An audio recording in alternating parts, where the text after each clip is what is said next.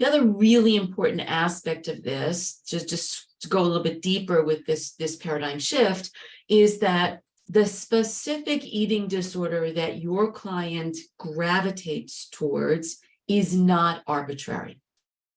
That there are specific reasons why restricting their caloric intake versus taking in 5,000 calories versus taking in calories and then purging in some way. There are specific reasons, often initially unconscious, so I will underline that, but there are specific reasons why your client chooses a particular kind of eating disorder behavior. And I'll expand that notion and say the same is true with the way in which they engage in an act of self-mutilation.